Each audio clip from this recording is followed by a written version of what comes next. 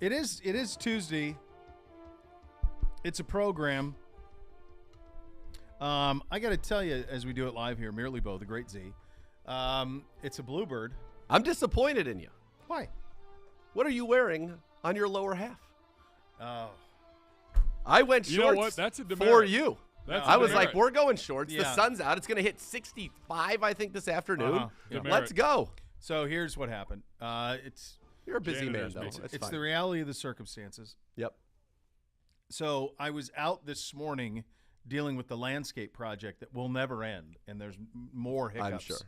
And so that Probably in a was- dense fog. There was a dense It was fog a dense this fog morning. this morning, so I was out in the thick of it. Yep, yep. And then It the didn't feel like pant- shorts. Sure, it wasn't short weather then, Right.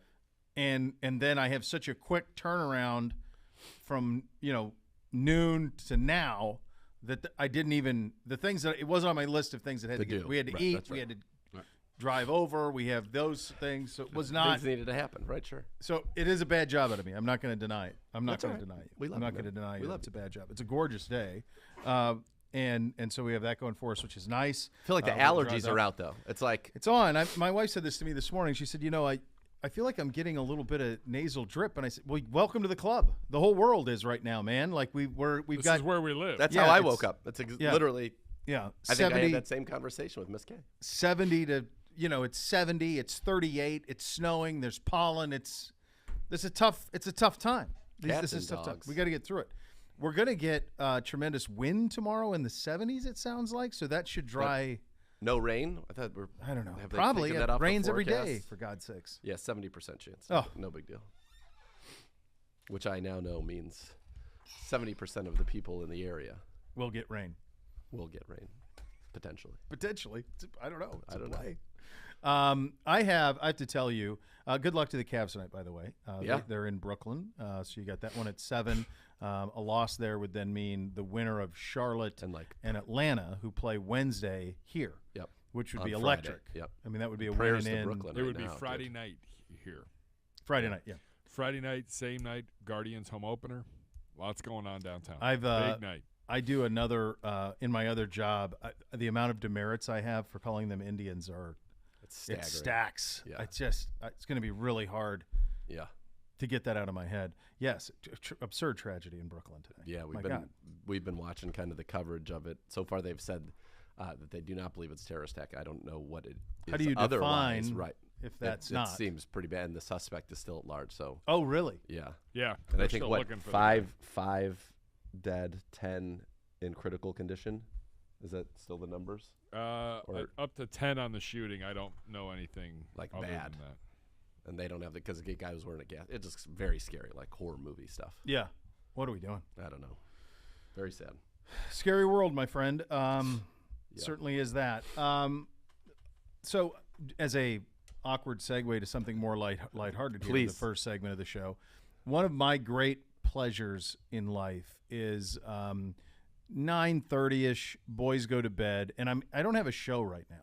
Like we don't have a show. Like I'm watching Winning Time, but I'm caught up on everything else, and so I haven't started anything new yet. I've heard like there's a show Tokyo Vice or something that Michael Mann did that's on HBO that is kind of intriguing. I've heard there's a show called Severance that is that's supposed to be That's good an on Apple TV. Yeah, But I got it. How do you get Apple TV if you have a Samsung or a Sony TV? It's just is an it app. still? It's just like I can't even find it to download it. Like you go in the Google Play, it's I nowhere. mean, mine's on like a Roku TV, so Oh, yeah, I don't have that thing.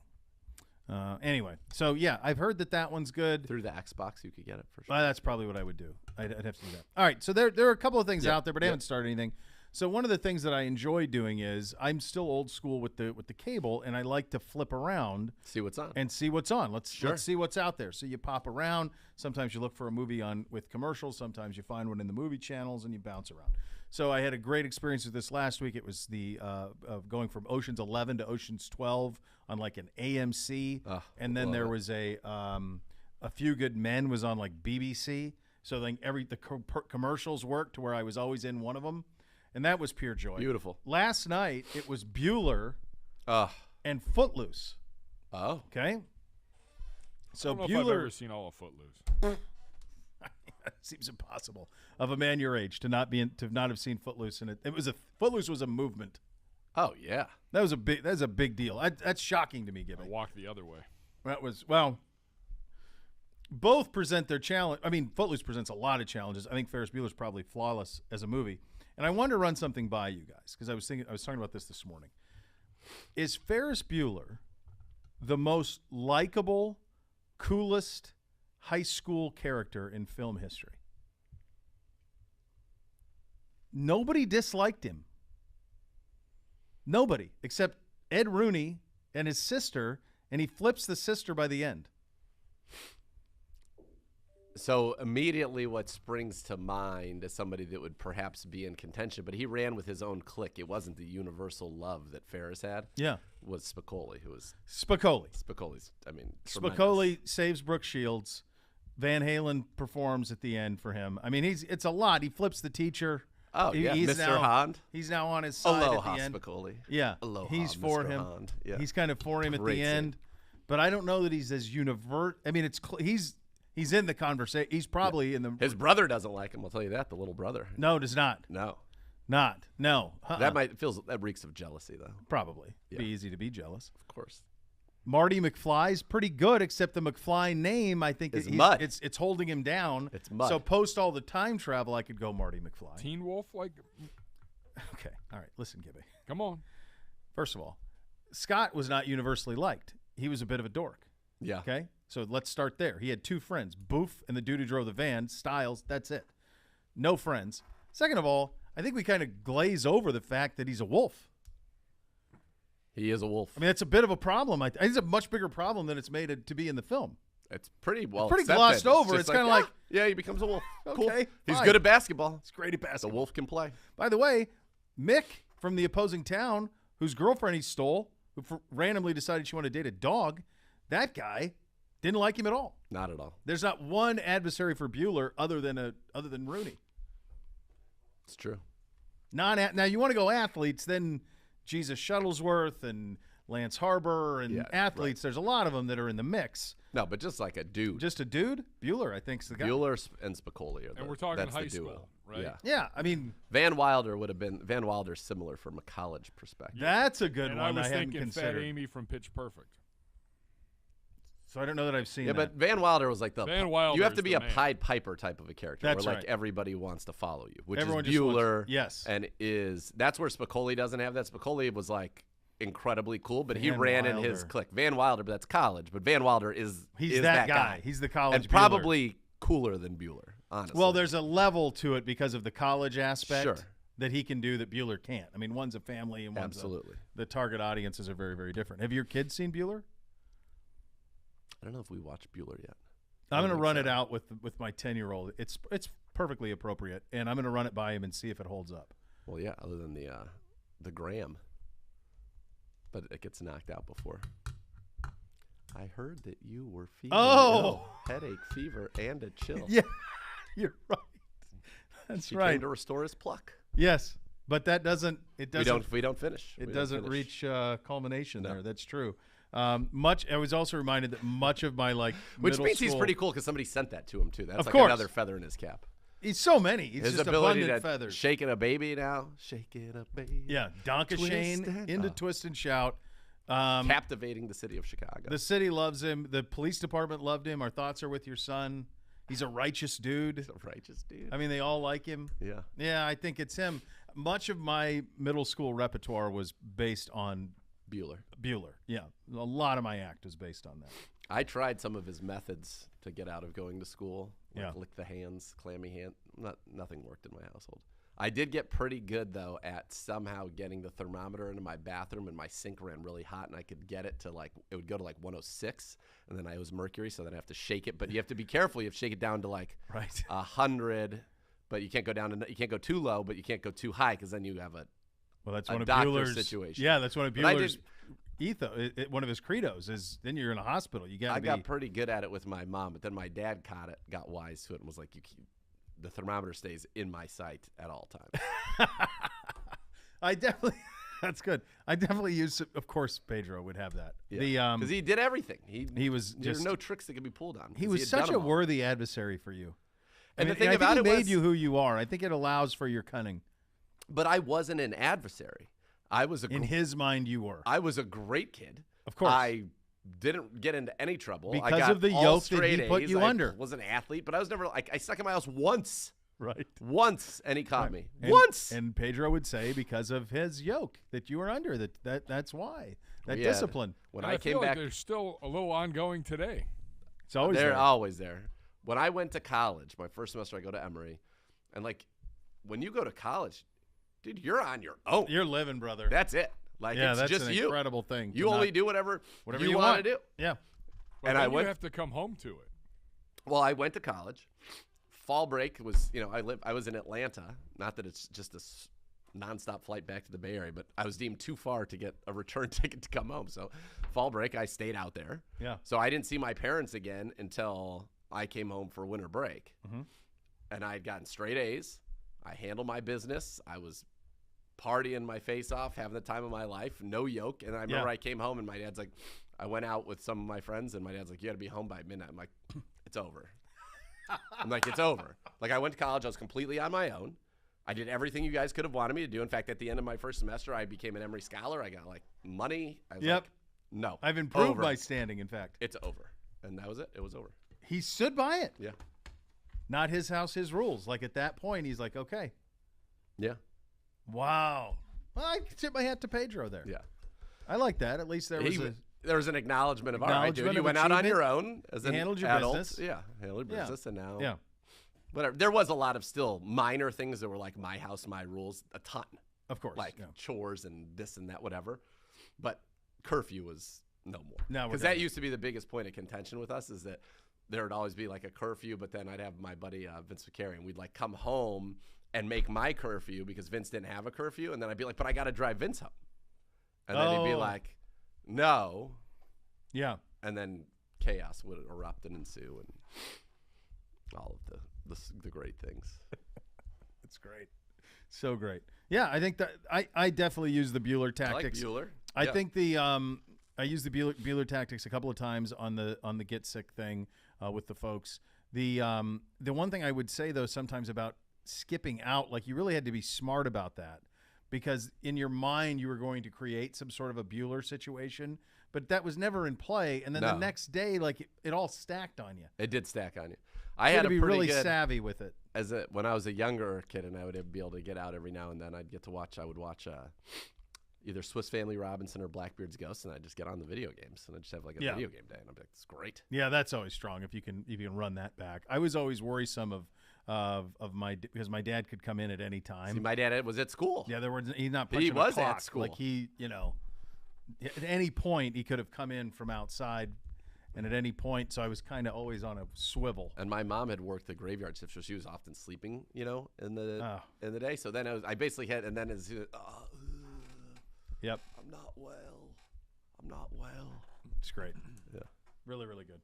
Hey, It felt dear. like such an accomplishment though at the time when you could get like a day off of school. It was like, relief, yeah, the 'Cause relief of my younger brothers leaving to school, and me not, and a King of the silent castle, King of household. the castle, yeah, king of the castle. The silent house. Oh, I can do whatever I want now. And for you, I've you done had, it. You had no snow days ever in the No. Bay Area, so like school was you were going. I was going. Yeah. Yeah. Well, to be fair, you didn't have them in Montana either. You just sorted it out. There was one snow day ever. There's ever. tons of them here. Oh, here, you can't wait to throw a snow day at a kid. Oh, You throw it a in. snow day 2 They're days spoiled. before it snows. Yeah. My Throw it in. kids- In preparation Or for the shut it snow. down. Shut it down. My kids who just had a 2-week spring break that ended like a week ago, 2 weeks ago. Yeah. Staff meeting, so they had yesterday off. Like these kids have, they have no idea. When are they done? Like, Early. they're done in May. Yeah. It's incredible. Ours go to like into June now, but I feel like I they're- used to I feel go like they're like off every 2 weeks for something. I used to be like, I feel like back in my day, I'm old man. Right. I feel like I went to school. I know I started at the end of August and I finished in June. We were The always latest I'd ever start was Labor Day, which would be the first weekend in September. But that was once I went to high school. But like middle school and that, we were always in school. always in school. We were always done before Memorial and started after Labor, and a lot of that had to do with the agriculture. But we didn't have spring break. Right. Like you went straight through, so you didn't have spring break, and so it was a straight through situation because I think they want to make sure you could help with all the agriculture. I just looked at my phone. Nana goes, I didn't realize you did that. What'd I do? What I do? What I do? Yeah, that's good. That's very, very good. Dearness Johnson signs with Drew Rosenhaus. You have that going as well on that side? So remember, he's a restricted free agent, which means another team can sign him. The Browns would have the right to match that offer to keep him. There we go. That's where we stand on that. We'll go around the league. Interesting. We kind of got into this a little bit on the Lamar thing when you were trying to think who could line up for quarterbacks. John Harbaugh with some interesting comments on that side of things. Charlie Campbell will join us at Walter Football, draft analyst. His latest 5-round mock. We'll take a look at the edge, the receiver positions, some of those guys deeper in the draft. We will get to that as things continue on. Nick Shook will join us as well to talk a little bit of the league. Nick Shook. The great Nick Shook will join us. By the way, Previtz with a big ask, it seems, could be very intriguing. If we could, I'm pull it off, into we'll it. see. Well, what, are we going to throw it at Gibby on the air? Are we going to hit him with it on the air? Maybe. See? That could happen. It's in play. Keep him on his toes. See if he's paying attention. We're off and running here on a Tuesday Debatable. edition. Cleveland Browns Daily, 850 ESPN Cleveland.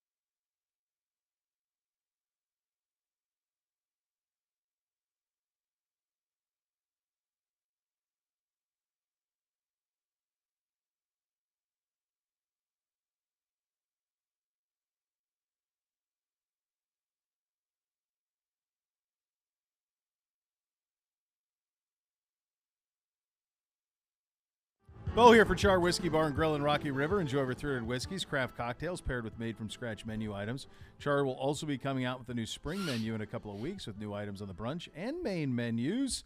Support local. Visit Char Whiskey Bar and Grill in Rocky River or at charrockyriver.com. This was John Harbaugh on the Lamar Jackson contract situation. This was on the Rich Eisen show. He said, quote, when he's ready to do it, it's going to become a priority for him. Then we're going to know it, you know?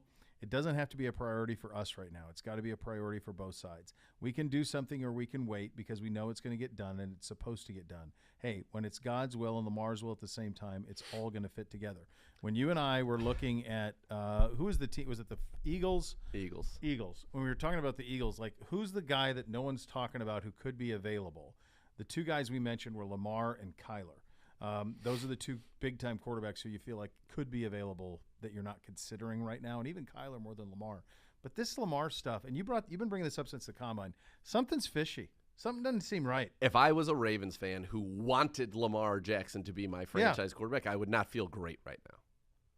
I would just feel like this. What are we doing? What's going on? Yeah. And it feels to me, maybe he's happy to just play there, franchise, and do whatever, make good money, have the guaranteed each year. That's a way to do it. But something just feels off there. And I think that there is some school of thought that in a conference in which you are going to have to throw the football very effectively to be competitive in the upper echelons of this conference, that even though Lamar has been the MVP and I had the best touchdown interception ratio that year, maybe even led the league in passing touchdowns that year, to be honest, that they don't feel he can do that. There has to be some hesitation because there's an offer if they were fully committed to it, whether it's a priority for him or not, that Correct. They could make that he says, yep, I'm here. They're not making that offer. So the question is, well, why not? And why is he not ready? Why is, when it's Lamar's will, when it's got to be, they basically have said it's not a priority for him. Right. Which is odd. Yeah. Yeah. You can make it a priority for him. He may think, I want to play somewhere else, which would raise a lot of questions about why. And where and how. Yeah. And for the Ravens, then you could be in a tough situation. There's something about this that just feels like Agreed. If it was people wanted it to get done, I believe that it would get done. Yeah. So it is an odd thing, and it'll be something I think that's a pretty big story. And now if we go through the draft and nothing happens, my guess is he is fully content to play this year out and then say, franchise me or I'm going to sign somewhere else. Because that is another way to get around if the Ravens have said to him, we're not willing to fully guarantee your contract. It's willing to I can get 2 years fully guaranteed and then sign somewhere else and see where the market is at that point. Comes with some risk, though, given his style of play and given what we saw this past season where he did get injured. Yeah. I don't know. That one's a wild one to me. And, it's crazy as you look at the AFC right now. They did a thing on Good Morning Football where they did a snake draft of who they thought could win the AFC. Yeah, I saw that. You saw that? Mm-hmm. Like the Broncos were 10th. Right. Yeah. 7 make it. To the playoffs. Yeah. Forget winning the AFC. Yeah. The Broncos were 10th. I believe the Ravens were 8th. I think we were 7th, if I have that right. And I think it came back around like the Titans and somebody before. We were 6th, I think. 6th. Yeah, because it went 4 across, and we were the second one in the second thing, if memory serves. Yeah, I think 6th. Early in the second round. Yeah. But, I mean, that is just it's a stunning amount of talent. The Ravens were behind us. I do know that. The Bengals were ahead of us. But in a loaded division, in a loaded conference, it just – having that sorted out, it just makes it hard for your organization to feel stable without that being sorted out. And I just think it is a wild thing. And the way that it's being talked about, like I said, if you are a Ravens fan and you are fully a Lamar guy and you hear these comments, you're kind of like, huh? Like, what's going on? Like, we're giving a lot of lip service, but clearly this deal is not even close to getting done.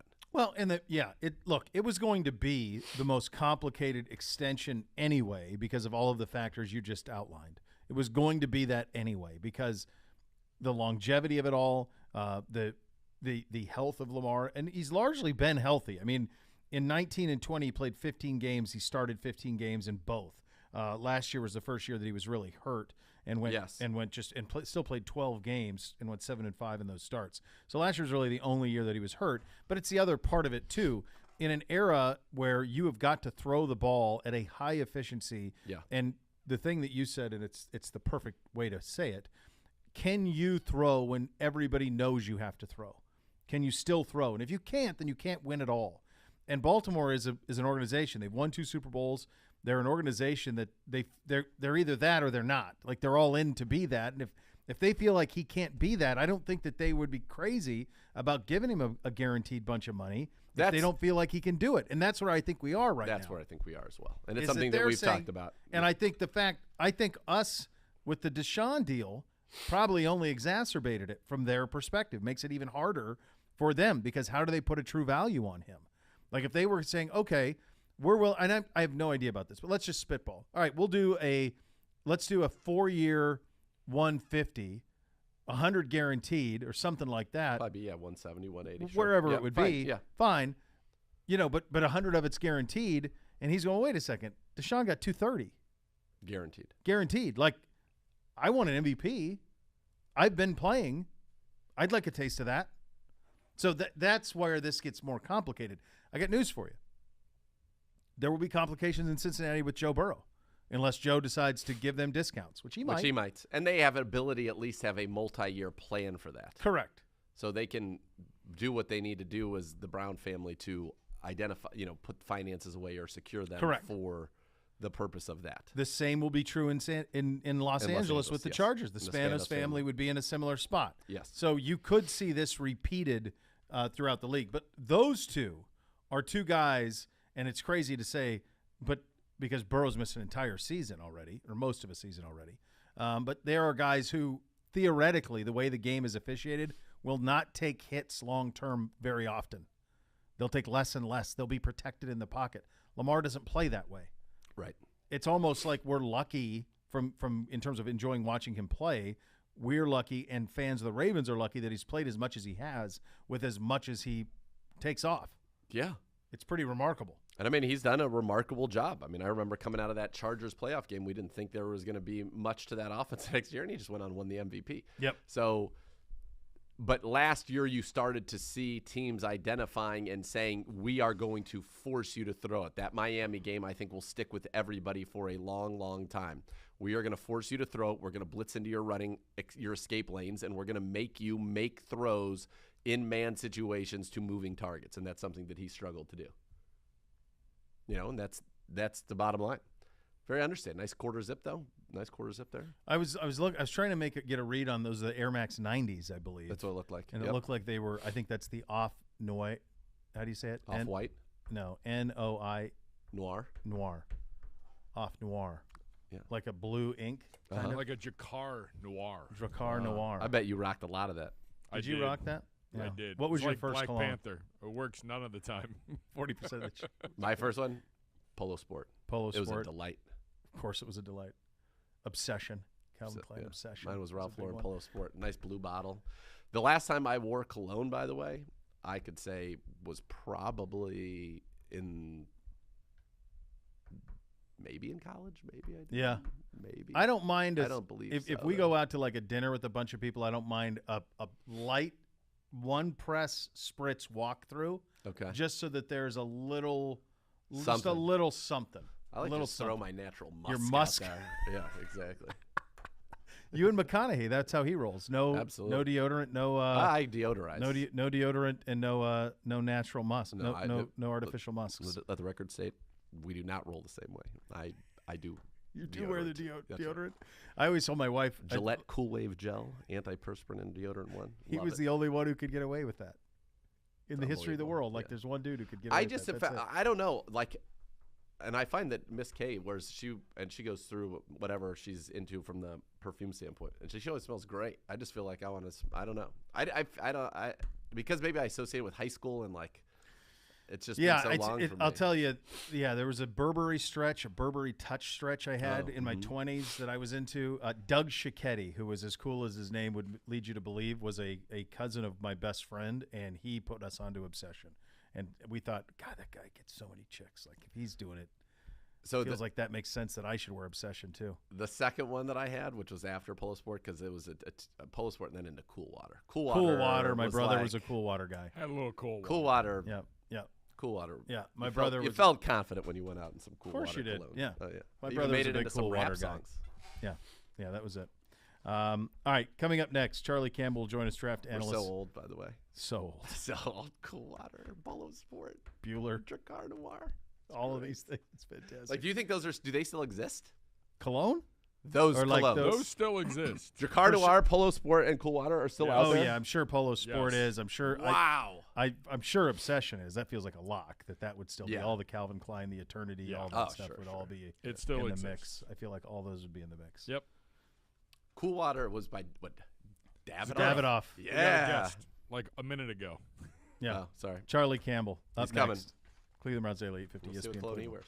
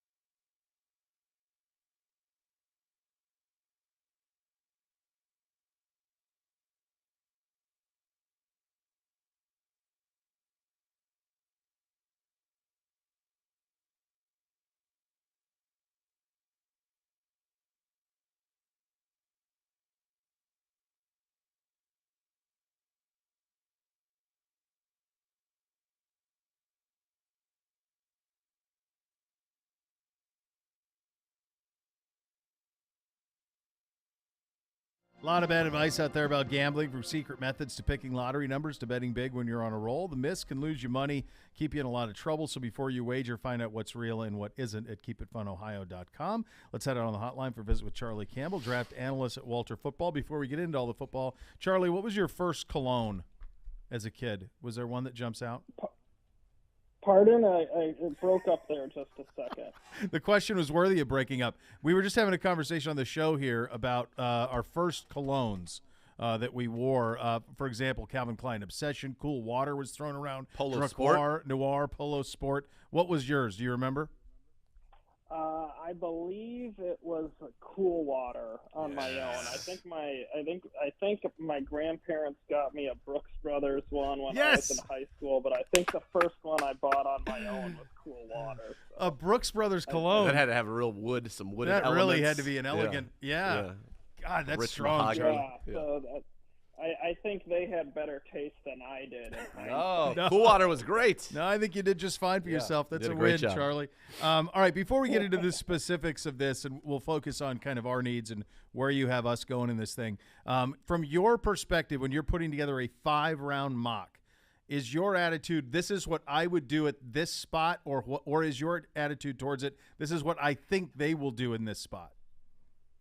Yeah, my mocks are 100% based on what I think teams will do, not what I think they should do, because my opinion on players at the end of the day is irrelevant. What does matter is where teams value guys. So I work really hard to try and find out from them and lean on people who know more than I do, scouts across the league, where they're valuing players, so I can get an accurate projection of the right range, and then, trying to get information to see who might like who and, who's a better fit for who, that kind of thing. My mocks are 100% based on what I think teams will do, and I don't care about my opinion at all. It doesn't matter. All I want to do is find out where they value guys and try and make an accurate mock for our readers. And just one caveat to prove where we are with this with Charlie. I'm seeing here in 17 and 19, you had the most accurate mock draft in the NFL media, and you were second place in 2021. So the man knows what he's doing, Z. No doubt. Congrats on that, and that's why we've got him on the show here. Now, the one thing I'm not, just from sitting in my seat, that I'm not happy about, given that your accuracy is so well known, no receiver for the Browns here in either the second, third, or fourth. We'll talk about where you go. I think everybody would agree, looking at this roster right now, the biggest needs as they sit today are probably edge defender would be number one, with Clowney still not re-signed, defensive tackle, wide receiver. Those are probably the three biggest positions of need right now. You attack the first two with the first two picks. What's your kind of sense of how the Browns are viewing this world? And I would also add there are definitely more options to help this team at receiver and free agency still currently out there. It doesn't just have to be the draft. Yeah, exactly. I could see, depending on the draft, how it shakes out, that there could be some nice receivers there for them in the second round, and I think some of the veteran receivers out there in free agency would make sense to work with Deshaun Watson, but definitely they have some good options available, because the day two value, I think there's going to be some excellent values for edge rusher and wide receiver in the second round. So the Browns are really fortunate that the strength of the draft plays into the kind of needs of the roster. So they're not reaching necessarily. They're filling a need with a quality talent that's worthy of going at that spot. So they have great options there. Edge rusher, you could look at Drake Jackson from USC or Arnold Ebiketie from Penn State, who I think could end up being a steal, kind of a Yannick Ngakoue type edge rusher, which I think would be a great fit across from Myles Garrett. So you have, a few options there. Another edge rusher would be a good player to consider in the second round. And then receiver, there's just going to be a lot of good players there, whether it's Jahan Dotson from Penn State. I'm not sure Christian Watson, the North Dakota State receiver, makes it to round 2 anymore. No, it doesn't seem that way. Yeah. But, Alec Pierce from Cincinnati, I think, could be a steal for someone. Wan'Dale Robinson from Kentucky, just dominated the SEC last year. He's a really good football player that's being undervalued. So I think the Browns are in a great spot, and this was a great draft for them to deal the first of the first-round picks for Watson, because I think they come away with an elite quarterback already, and they could come away with a really good starter and an edge rusher or wide receiver in the second round. Talking with Charlie Campbell, the draft analyst at Walter Football. And let's just focus in on these edges. You have the Browns taking Drake Jackson out of USC at number 44. I know that you like him. You like Arnold. You mentioned from Penn State, Abikite. The question I have for you is, David Ojabo, where would he have gone without the Achilles injury in your mind? And is that somebody that the Browns would or should consider at 44, knowing that he's probably going to have to redshirt at least a good portion of this season? Yeah, I definitely agree. I think if Ojabo didn't have the injury, he'd have gone in the top 16. There's a lot of teams in that part of the draft that need pass rush help, and he was being viewed as worthy of going in the top half of the first round. So that's where I think he would have gone. And then for the Browns, I think that would be a great pick, because even though they have the roster to win now, they have the roster to win next year and the year after. Deshaun Watson's very young in his career. He's opening up a 10 to 15 year Super Bowl window when you have an elite quarterback. So there's no reason to rush it. And if Ojabo is there in the second round, I think that would be a really nice pick for them. They can, redshirt him a year. Maybe, hopefully, they get Clowney back. Chase Winovich is a nice rotational edge rusher that they acquired. So they could hold off for a year and then bring him back come 2023, and you have a top 16 talent added to the defense, and you're rewarded for being patient. Yeah, certainly that is something that we've talked about a lot. In the mock that you have us at 44, you have us taking Drake Jackson, the defensive end out of USC. What can you tell us about his game, the fit? I mean, everyone's going to fit opposite Miles, obviously, but just the type of player he is and the type of fit he would be in this defense. Well, I think that he would go higher if he had been at some other schools, but I think USC in some ways held him back because they had him do a variety of things, which I think has helped his development in terms of versatility for the NFL, with them having him drop into coverage and kind of set the edge and play, do more reading of the offense rather than just pin his ears back and go after the quarterback. But when they let him do that, he was really impressive, and he showed speed and strength, some versatility to slide inside in the sub package. So obviously, like you said, any pass rusher is going to benefit playing across from Myles Garrett. But I think Drake Jackson, with his upside, he could have been a first-round pick. I think if he went to a different school that let him just rush and pile up the sack numbers, I think he could have been a first-rounder. But because of that way USC used him, it kind of held him back, and I think that turns him into a really nice value on day two. If the Browns were to, let's say, go wide receiver in the second round, who would be at 78 some of the defensive ends you would be hoping for if you were Andrew Berry? Well, the third round ends, there's still some good players there. I think Michael Clemens from Texas A&M is just a good, well-rounded football player, really finished the season strong.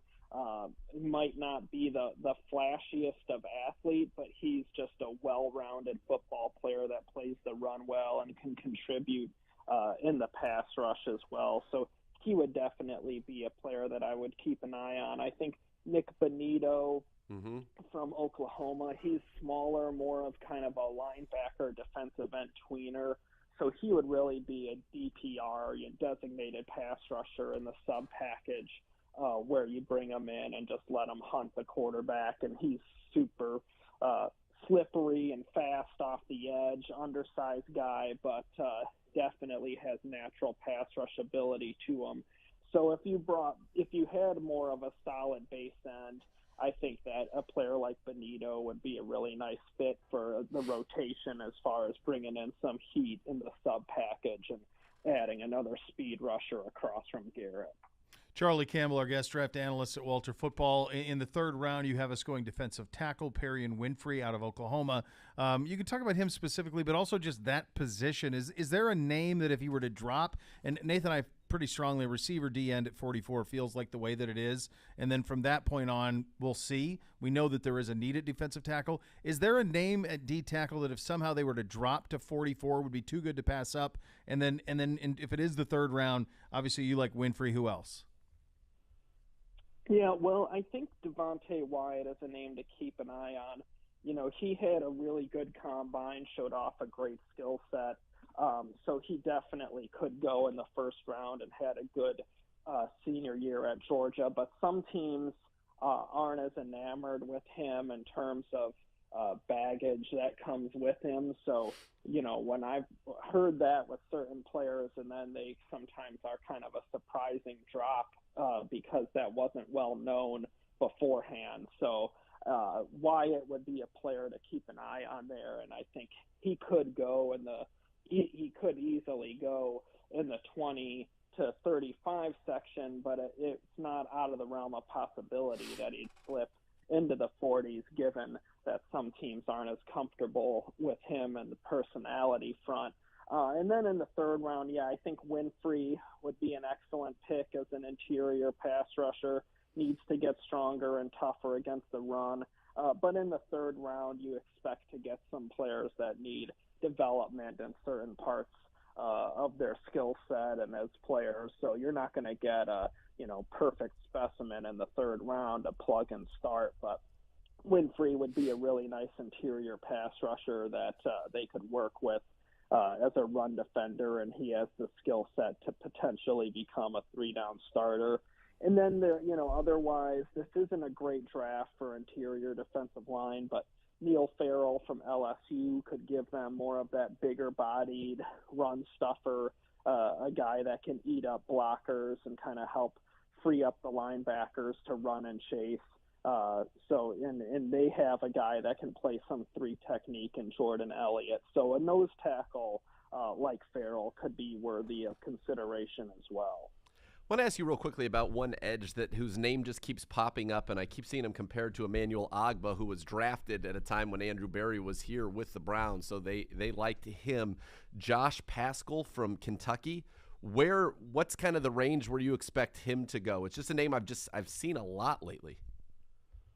Yeah, he's been a riser later in the process.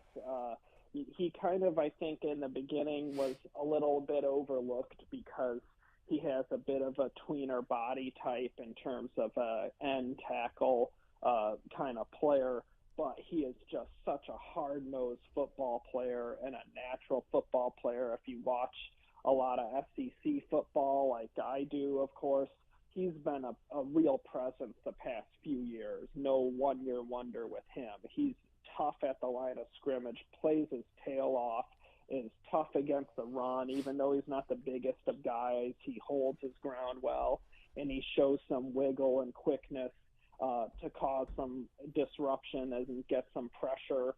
Not a huge sack guy, but he's a good rusher in terms of working with the rush group and helping to harass the quarterback. And teams have loved him. His football IQ and character has really impressed teams in the interviews. So I think Pascal could end up going in the second round. If he slips to the third, he shouldn't last long. But I think the second round is probably the most likely round that he's going to come off the board. Charlie Campbell, our guest draft analyst at Walter Football. Let's remove us from the equation and let's just go big picture with this draft. Where are you on these quarterbacks? And we kind of wondered at the Combine, is it possible that more of these guys end up going than maybe their talent would justify? What do you think of the group, and how many do you think will go in that first round when all is said and done? I think 2 will go in the first round. I think Kenny Pickett and Malik Willis will go in the first round. I don't think, just given the temperature from talking to people with teams, that there just isn't a lot of love for the other quarterbacks. And even those 2 come with a fair amount of doubt, and quarterback-needy teams deciding that, we're going to go with a different direction, or we'll stick with kind of a stopgap veteran. For example, like Detroit, picking second overall.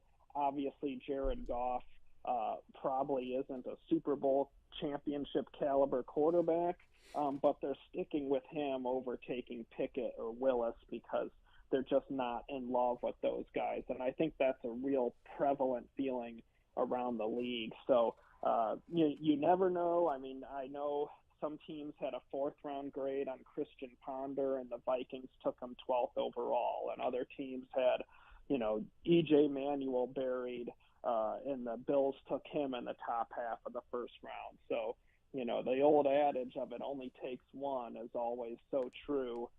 So maybe there is a surprise quarterback like Desmond Ridder or Sam Howell that goes in the first, but I think that would be a real shocker to me. I think you'll see Willis and Pickett go in the first, and then a few more guys on day 2. But this isn't really the year to be taking a quarterback. If the teams that take a quarterback, I think this year are more in that department because they couldn't get one in free agency.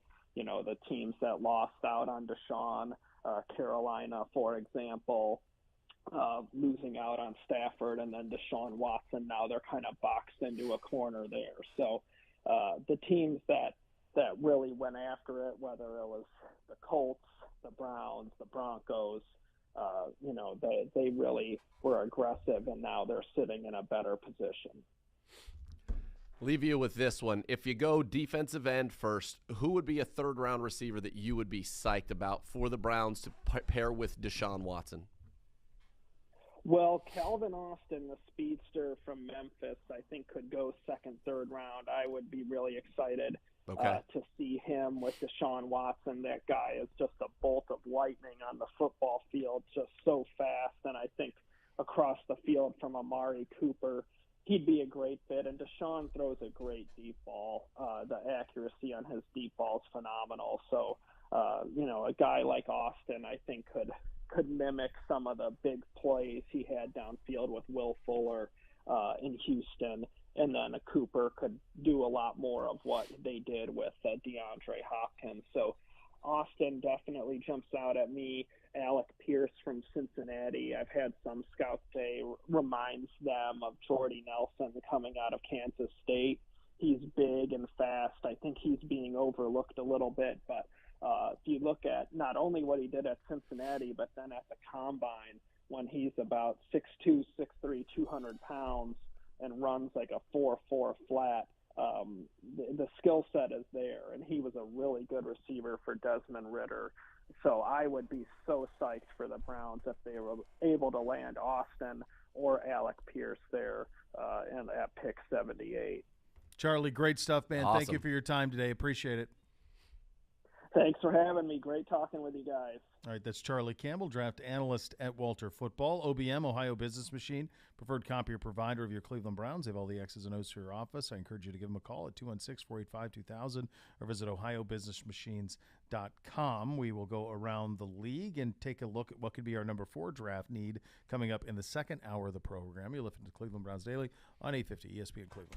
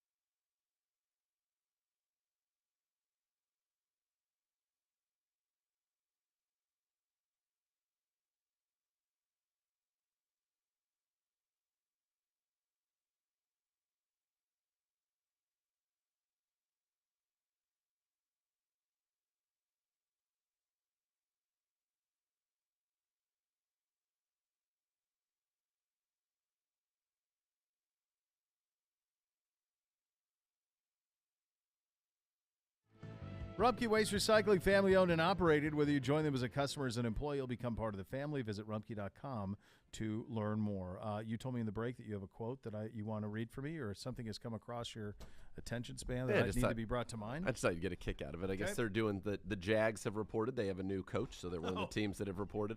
Oh, boy. And Travis Etienne was doing a media availability. Of course, missed his entire rookie season with a Liz Frank injury. Mm-hmm. He was asked about, missing that season amidst all of the Jags drama with Urban Meyer, and he said, quote, "If there was any year to miss, I missed a great one." Jeez. I mean, he's not wrong. Oh, all right, so boy. this got me thinking, and Urban was in the news over the weekend because of reacting to the tragedy of the loss of Dwayne Haskins. So I saw him quoted again around Columbus and stuff, and it got me thinking about there are sports figures who are beloved in certain places and completely disliked everywhere else. There aren't many of them. I think, and I don't know that Meyer's even beloved in Columbus. I think he's loved. What about Gainesville? I think that not liked So at all. So it's a short list. I think Woody's probably the best example. Woody Hayes is beloved in Ohio and in Columbus, and most people just remember the end of Woody Hayes. If you didn't grow up here, my point of reference on Woody Hayes was he seemed like a crazy man who strangled a kid. Like on the field, that's what it seemed like to me as a kid. And then I moved to Columbus. It was like, oh, Woody did all of these things, and he was incredible, and it was all of this positive stuff, and he's revered, but he's revered here. I don't know that he is elsewhere. The current contemporary best example of this, I think, is Barry Bonds, who probably gets along quite well in San Francisco, where they seem to kind of be cool with him. And he's from there. Right. He provided a bunch of great moments, a legacy guy. He chose to play there. He could have played anywhere leaving Pittsburgh. Chose to play in San Francisco. And then provided all these great memories for people who live there. But it feels like he could kind of only be home there. Yeah. Like everywhere else, what's his Q rating? Nothing. No. Disgraced. Right. Disgraced. But in San Francisco. Yeah, and I'm pretty sure he played his high school baseball at Sarah, so I think he's from... His dad played for the Giants, so Bobby played with Willie Mays. I'm pretty sure he's from the Bay Area. Yeah, he was born in Riverside, but he played in high school. Yeah, at Sarah. I had that right. So yeah, he's been around the Bay, but I think you're right. That's where he's going to have to be. Yeah, which great place to be. Yeah, absolutely. He's doing quite well. Where's his neighborhood? You think where he lives now? Yeah, if you're Barry Bonds and you have his resources, which I mean, in the Bay Area, you're gonna need a lot of resources to live the type of way you want to live. But where would you live if you lived in the city itself?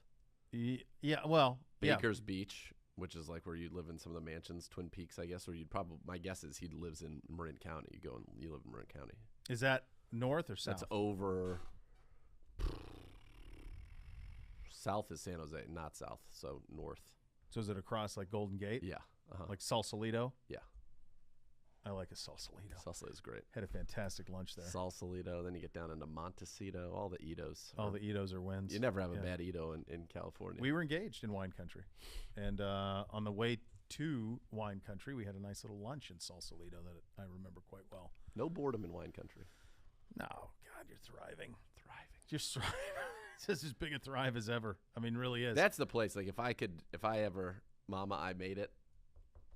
If you could be one of those people who makes it to the degree where you can have a house on the hill on Mount Veeder overlooking the valley and vines and grow your own wine, I mean, that seems pretty much like you're living in I had no real appreciation or knowledge of it when we went there. We got engaged in 2008 and had no real – I wasn't a big wine drinker or anything.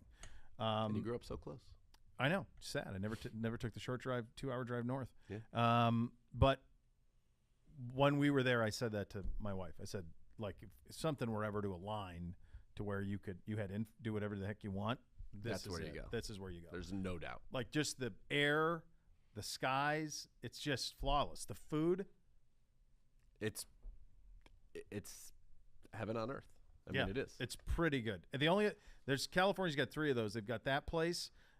They've got that Big Sur area there. The only thing with that area, the Carmel, Big Sur area, is a little cooler. Can be cooler. Yeah, right. You're like in the 60s, so that's. But you are playing and living at Pebble You're living Beach. at Pebble Beach, and it's quarter zips. By the way, how about the Nantucket Reds on that photo I sent you of Nance pre-Masters? I mean, just an absolute. So just an embarrassment of riches. I'm the greatest, and you know it. I know it. And I know it, and I'm going to rock them. And what are you going to say? And we're all good with it. You're right. Yeah. And then the other, Santa Barbara's pretty dang good.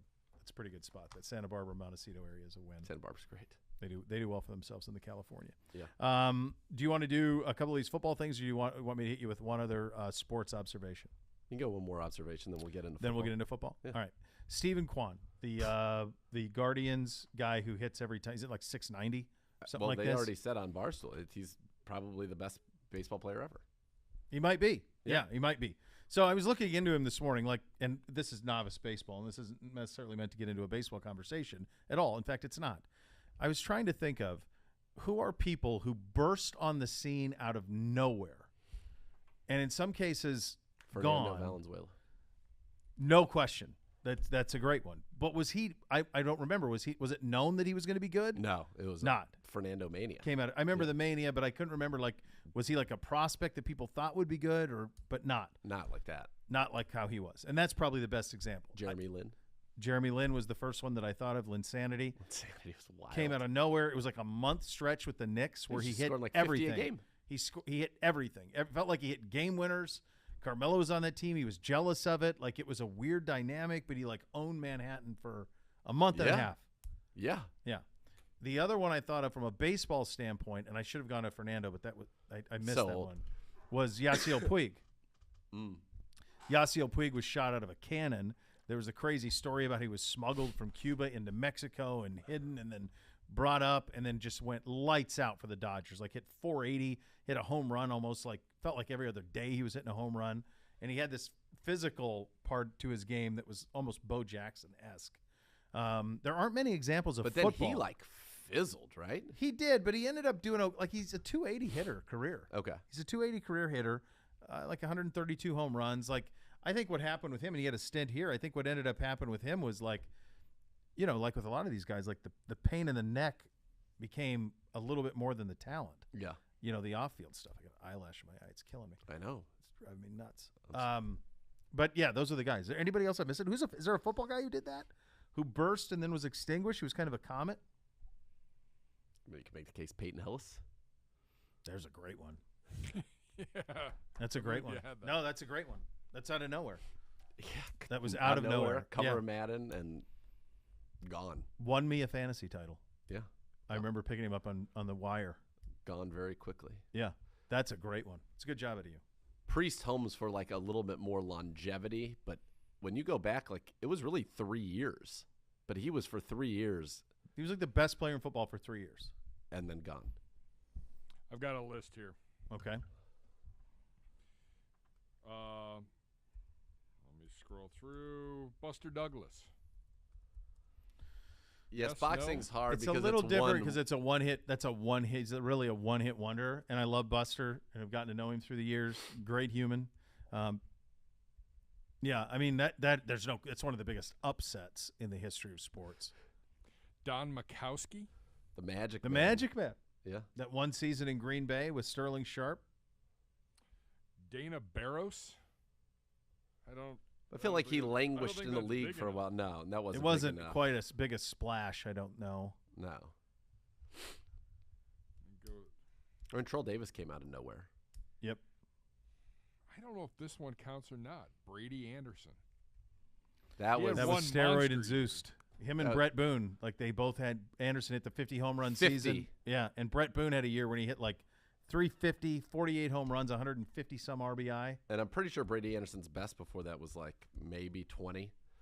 Well, That like was- Bonds hit 73 and that he was- never hit 40. That was the creatine, and yeah, they called it creatine, steroids, the whole whatever it was. All that was era, yeah. That whole era.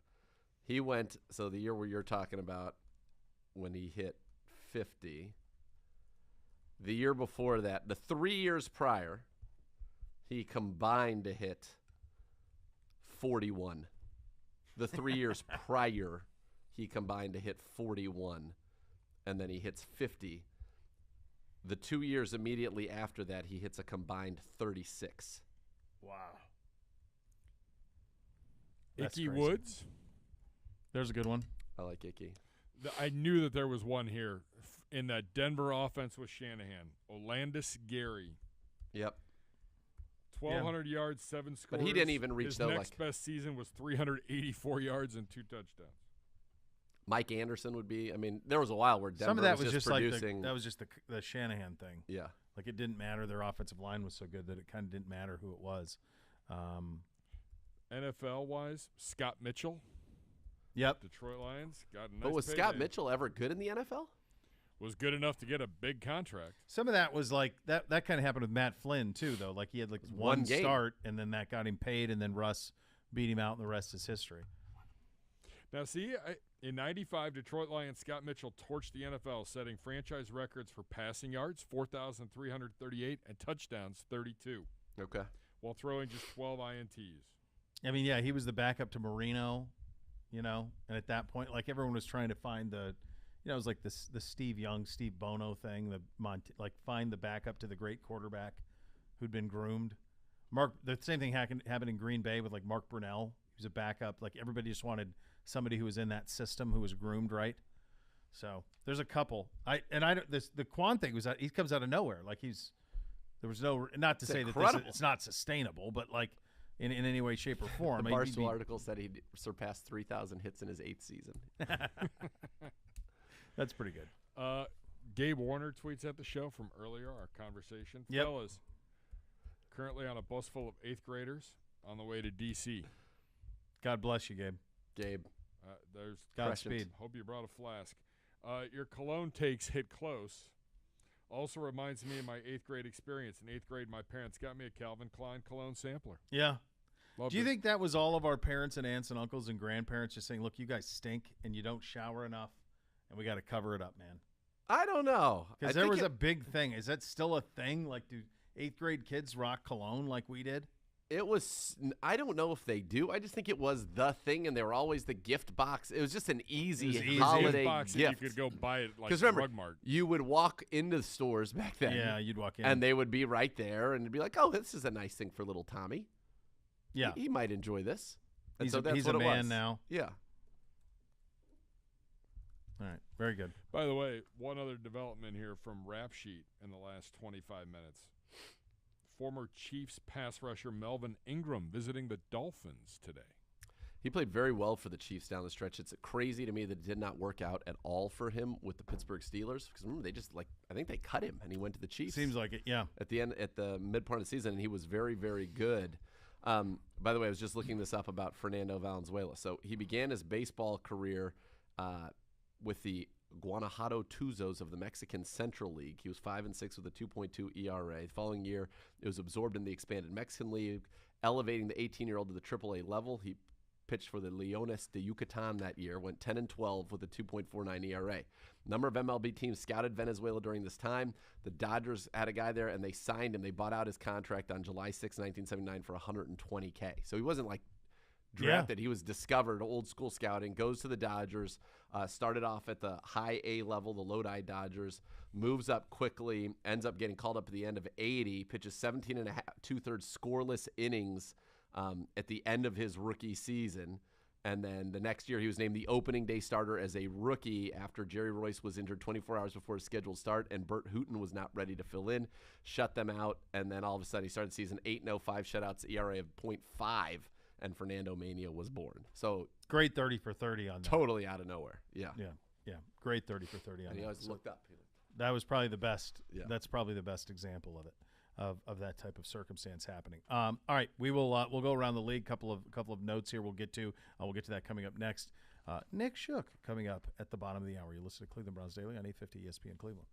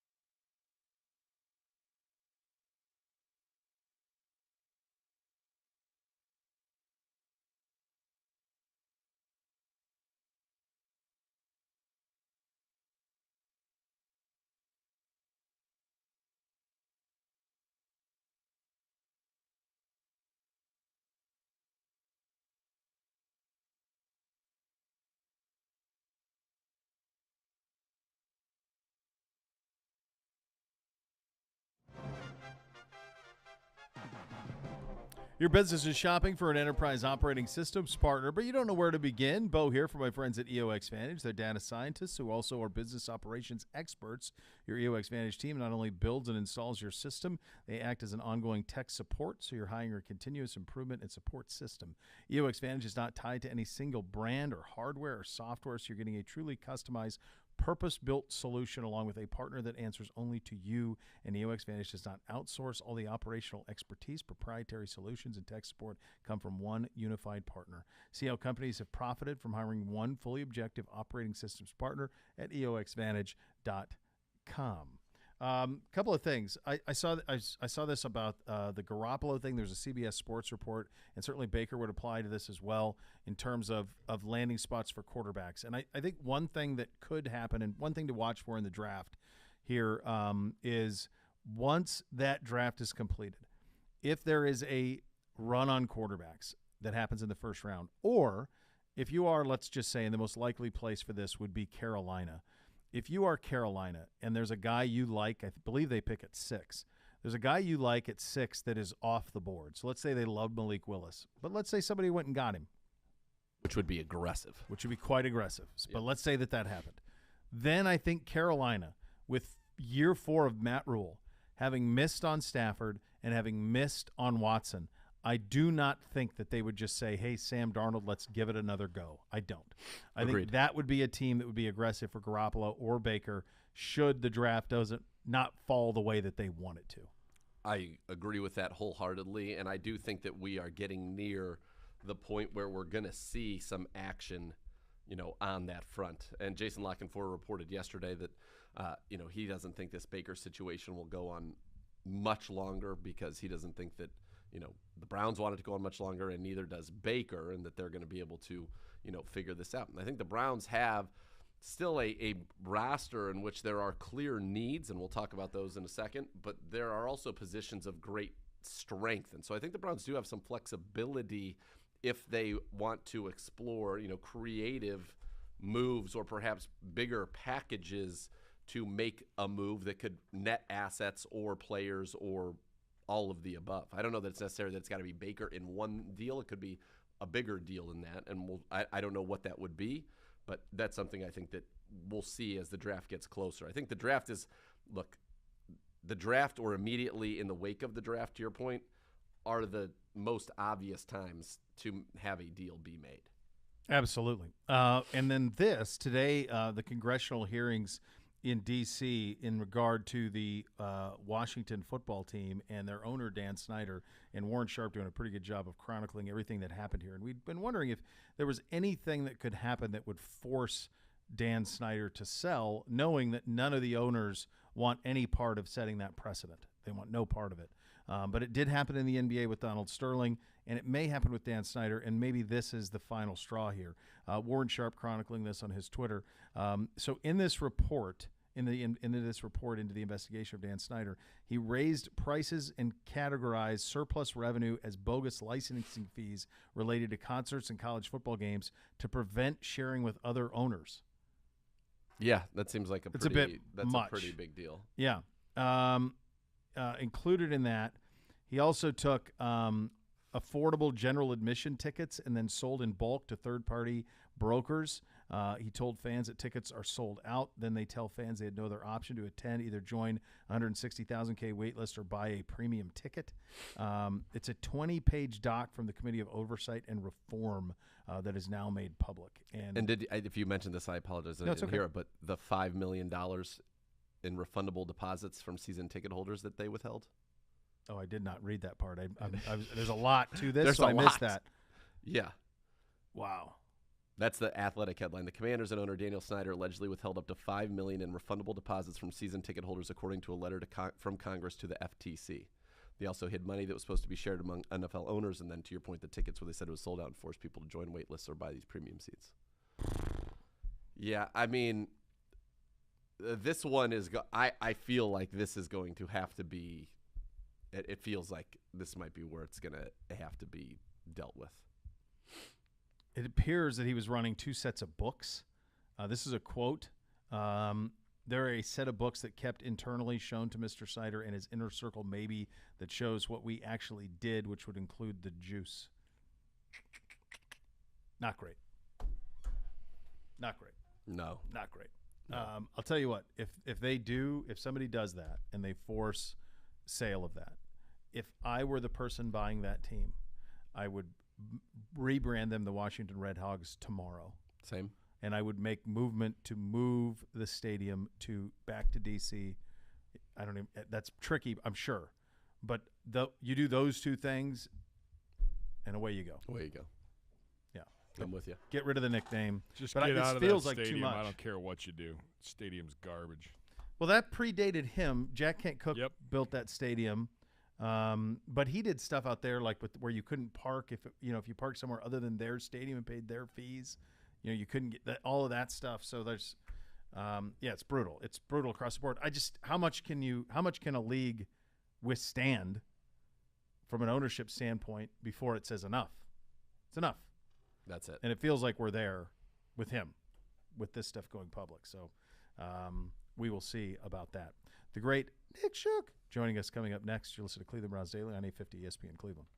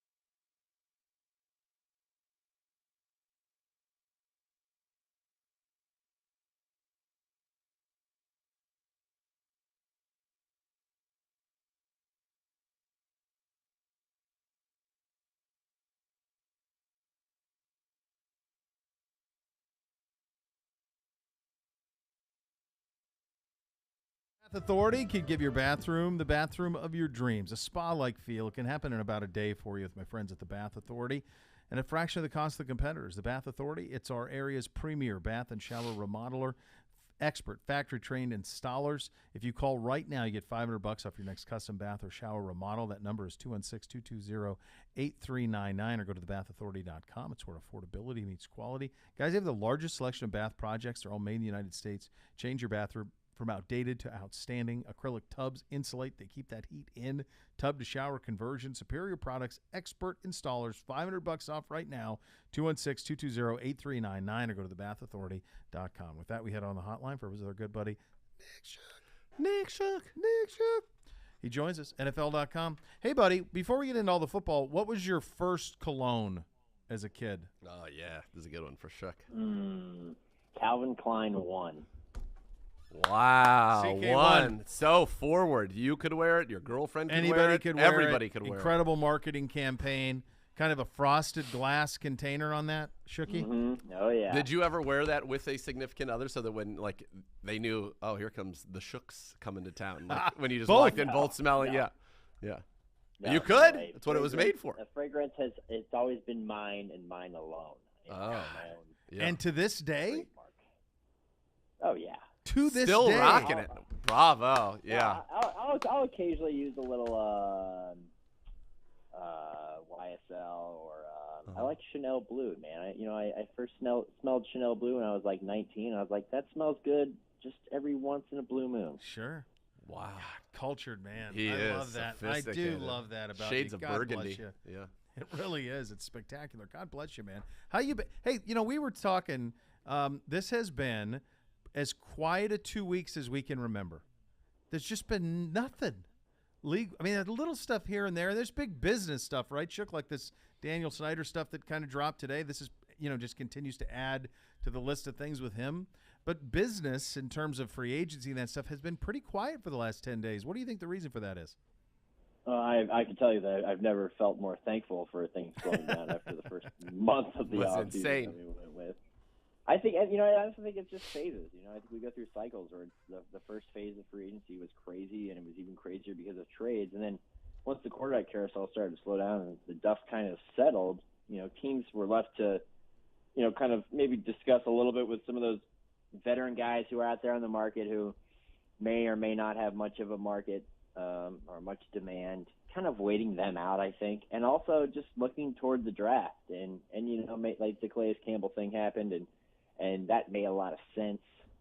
But I think that's about like the level of a deal that you're going to get done at this point until you get to the draft. Now, after the draft, we can see some more movement because then teams really know where they are. But as of now, I think pretty much every team has checked off every major goal on their list, and then we'll just go into the draft to shore things up from there. Shook, when we go through the great things at NFL.com, obviously we gravitate immediately to Nick Shook's work because it is fine. It is just, it's elite, it's electric. But we also came across a great article about the Graybeards, and the Graybeards, the 30 and over team right now, which I think maybe could make the playoffs in the NFC, quite frankly, although Calais Campbell off the list. When you look at the amount of talent that is still out there right now in the National Football League available before this draft, are you expecting to see kind of a draft and then a flurry of action where these veterans sign with teams, or how do you see this all playing out? Because it's almost unprecedented, the amount of talent that's out there at important positions too. I think we saw something similar to this happen in baseball a few years ago where there was like no off-season movement at all and the market was just completely depressed, and values were just, falling dramatically. I think it was because of a standoff. The team's unwilling to actually go after guys and offer contracts. I think you're kind of getting a little bit of that right now, in the fact that, like you said, there is a lot of talent still out there. And I do expect a lot of that to figure itself out after the draft, like you said, because, you're going to have an idea. It's not that these guys don't have ideas of it at this point, but you're going to have an even better idea of where these teams are. Because we know, if you look at the league right now, the teams that are all in that are going for it right now, but what do they still need after the draft? That's when some of these guys who are looking to latch onto a title contender can find their best fit maybe get the most money. Maybe a team goes in and is looking for a corner that they can get in the first round. They swing and miss on all those guys. They end up, taking somebody in the third or fourth round. That's too much to ask of a day 2 or a day 3 guy. Let's go get a veteran who's still out there who can still make an impact, because we need somebody to make an impact right now. And I think a lot of that's going to come after. It is interesting, though. I think everything in the NFL landscape is changing so rapidly that we just repeatedly find ourselves sitting back for just a moment to realize, wow, this is so unique. This is so different. This is so unlike how it used to be. And I think the TV money has a lot to do with that, and what we expect to come in future, financial windfalls and everything else. But I also just think that, it went back to the regular season, the way the craziness of the regular season. It's going over into the offseason, the quarterback movement, everything else. We're in a new era. I can say it confidently now. We're in a new era of the NFL.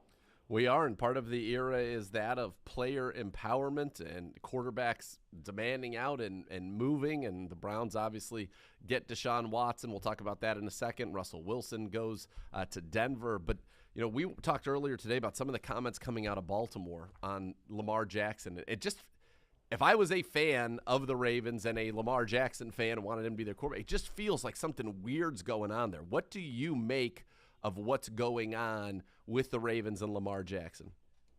Yeah, you feel a little nervous, wouldn't you? I mean, I can understand from Lamar's perspective waiting this out and trying to maximize his value, but the value is pretty damn high. I mean, Aaron Rodgers just had over $50 million a year committed to him, a few seasons down the line, but in that extension. You saw the deal with Deshaun was guaranteed. I mean, the ceiling has never been higher. The bar has never been higher for the quarterback market. So why not strike a deal? It's not like, the next guy to go is going to set the market. It's your time now if you're Lamar Jackson to sign. It is strange. And it's the strangest part about it is, as you said, Eric DeCosta, the way he's talked about that, I can't just tell Lamar to come in here and get it done. He's got to have to indicate interest, and he hasn't. This is a team that built itself around Lamar, and I'm not trying to sow any discord or uncertainty with the team, but it is interesting that they're going to go into this season, it seems, without an extension. Now, there's a lot of time left, of course. You got about 4 months before the preseason anyway, so there's plenty of time left. But if it continues the way it's going right now, this is a team that completely remodeled itself to fit its quarterback that may not be under contract beyond this year, and that does cause some worry. And the fact that, they've kind of just taken – pretty blunt statements or stances on the matter is a little bit unique compared to some other situations with other players. Yeah, you kind of have to feel, don't you, that it's almost like it's gotten to him where they want to be, and it's nowhere near where he wants to be, and this is his protest? That's kind of the only thing I can think of. And I'm sure the deal we gave Deshaun is not helping matters from his perspective or theirs. And I think there's clear trepidation on their side. That's what I mean. Make him that sure, guy. No doubt. We don't want to do $250 million on this because who knows? Right. And he's going, well, fine then. If you're not going to do that, then the hell with you. I'm going to do this. I'm going to go this route. It does feel like we were trying to. The reason this all came up, Shook, is Z and I were talking about who could be the next guy who could kind of force his way, and the only two we could come up with was Lamar and Kyler. Like they were the next two that could maybe find themselves in the position that Russell Wilson was in, the position that Deshaun Watson was in, where it was like, boy, really? They got new deals, they've been paid, now they're on the market. Those are the two names that came up to us.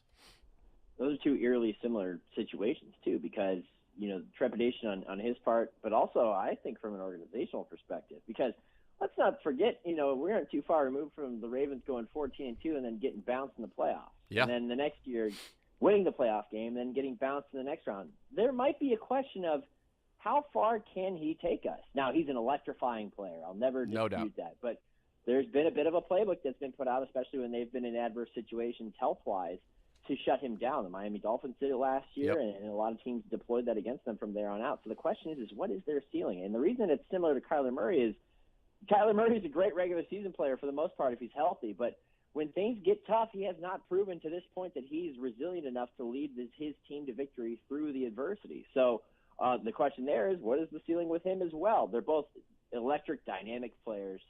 They're part of this new class and guys who are really reshaping the position. But if you're, from an organizational standpoint, you're in a position where you have to commit a lot of money, and the Browns just went and did that.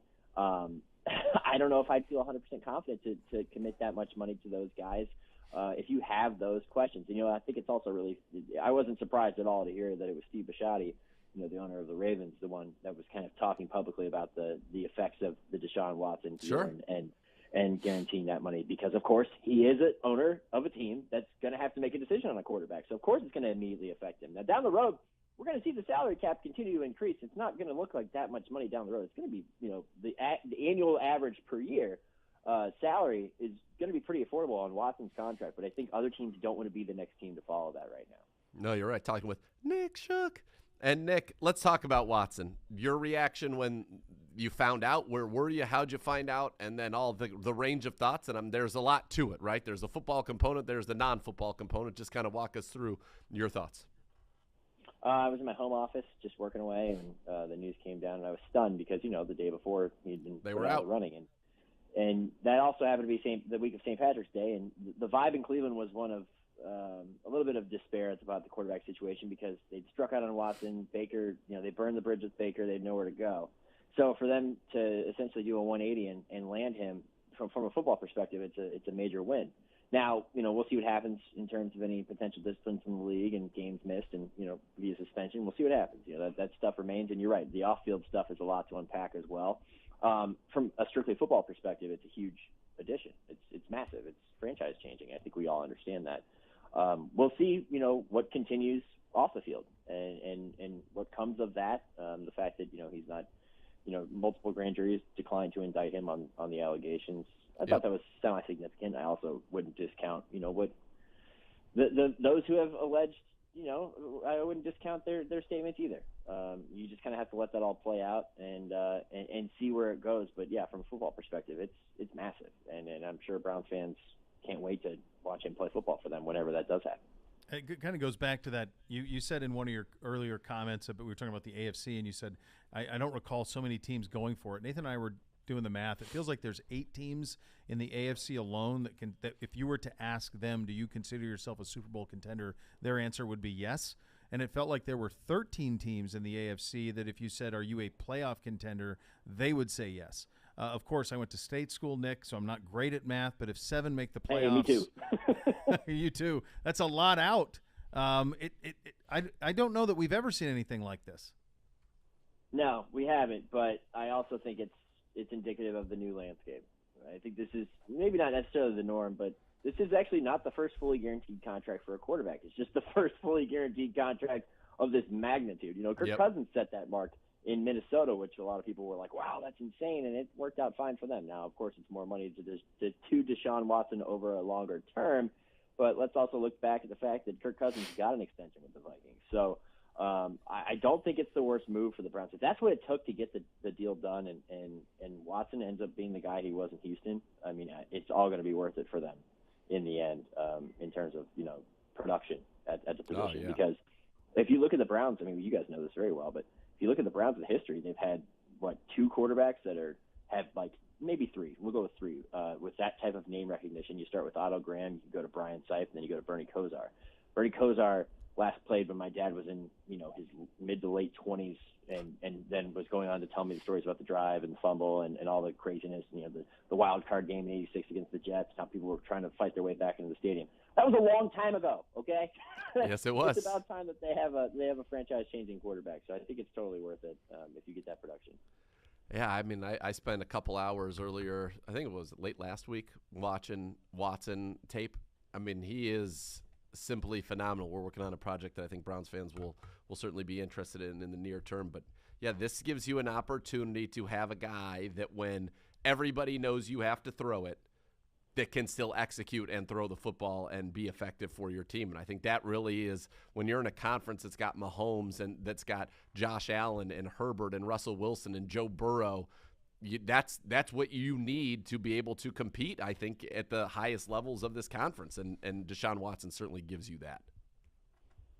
Yeah, without a doubt, absolutely. And that might speak to the Lamar Jackson thing too, because he won MVP, but like we already discussed, he could. We've seen where he can get into that point. I think Deshaun Watson, it's like I try to explain to people who've asked me about this prior to it, because I first heard the rumblings about Deshaun potentially, being a fit in Cleveland at the Combine, where all the news is exchanged. And the term was dark horse. He was the dark horse. The Cleveland was the dark horse to potentially get him. And then, obviously that all comes to fruition. But as that kind of came out and I was talking to people about this, they were like, well, what does he give that Baker doesn't give you? And it's not necessarily that we need to compare one to the other, but you've seen what the Browns have gotten out of Baker Mayfield getting to the playoffs, winning a playoff game, and that's what they were saying. Well, he won us a playoff game, and that's great. But you eventually, that wild card win is not going to be enough. You know, Marty Schottenheimer went 14-2 in San Diego and got fired because he didn't get the Chargers to the Super Bowl. You can win a lot of regular season games. You can win a couple playoff games. But if you can't get over the hump eventually, it's going to be a bunch of wasted years and wasted talent. And I think Deshaun Watson can get you to the Super Bowl, and that's why it's a great upgrade. I'll get you out of here on this one. Between now and the draft, what do you be keeping your eye on? Anything? Do you sense any more business between now and the draft, or do you think it'll be quiet for the next couple weeks? I mean, from the Browns' perspective, I'm curious to see what they do at edge rusher. That's the one question. Yep, there's no doubt that is the biggest unresolved question. Yep, without a doubt. As the days pass, I think it's less and less likely that Jarvis ends up back with the team, but who knows? We'll see what happens. So that's it really from the Browns' perspective. Then you enter the draft. I think a lot of teams are kind of in that situation right now, like we discussed, where they enter the draft, they fill some voids, and then they circle back to the remaining free agents and fill the gaps accordingly. I don't see a lot of big stuff coming, but then again, it does seem a little quiet in the lead up to the draft. Maybe it's because the quarterback class isn't there. But next week, I'm sure the rumor mill will start up, and we'll hear a lot about it, and we'll be within a week, within 9 days, and it'll all get real busy. Always good talking to you, brother. Be the well. Best. Nick Shook. Thanks, guys. Always fun to be on. Love you guys. Love you too, buddy. Love you the too, great man. Nick Shook joining us on the hotline. Still so much more to come. You're listening to Cleveland Browns Daily on 850 ESPN Cleveland.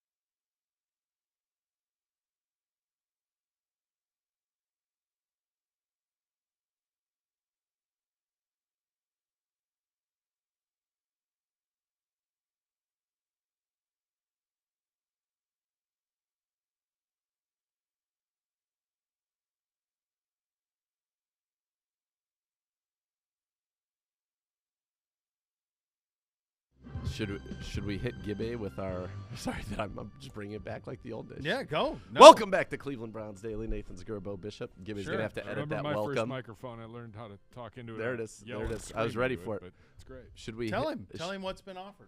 All right, I don't know. Gibbe. Is it a firm offer or is felt, it it felt pretty. I'd firm. like you to consider either way. I feel like it's intriguing.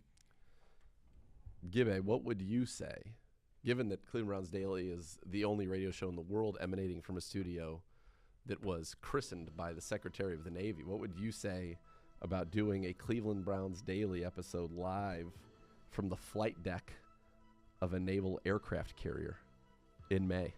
Are we in the middle of the Gulf? Are we at an undisclosed location? No. Are we embedded? No, we will be here. No, right here. Right here. Is it like the ships that come through like tours? Like what do we? We could I tell mean, you. I'm not the director. We could tell you. But then I we used got to Navy, go I to don't- those as a kid. I used to go to those. Like Yeah, I don't know. It would sound like It d- feels like that destroyer or sounds something like a that likely for- scenario. Yeah. 1 minute, What do you think about that? Just depends on a signal Logistically, signal strength. feels like logistically, if we could, that'd be something. I mean, you got to deal with a little wind. It would be awesome. Yeah, it would be. All I great. want to do is somehow parlay that into hopping in the back of an F-14 and just take me for a ride, baby. Well, Launch me th- one time. it's not going to be a carrier that's pulling in to Cleveland. Just Oh, so but we're clear. I don't know that if you heard me or not, but what I said was from the flight deck Flight deck. of an aircraft carrier. So you're probably chopper situation. No, this is an aircraft carrier. You're An not. aircraft There's not carrier an is coming in aircraft here? carrier. Do we have you that right, cannot get Kravitz? an aircraft carrier All right, in. we'll get this locked up Yeah. with Kravitz. We'll get this locked up Please. with Kravitz. All right. Next level's coming up next. We're back tomorrow. Enjoy your Tuesday. It's a Bluebird Day. Happy Cleveland Browns birthday, Daily. 80. 18th birthday. Oh, happy birthday. Happy birthday. child Wow. Go Grown to up and Canada. grown up Told shit. her now if you get in trouble, it counts. She can have her first adult beverage. She can go to Canada. Oh, Perfect. yeah, first one. Next level next. Cleveland Browns Daily, 850 ESPN Cleveland.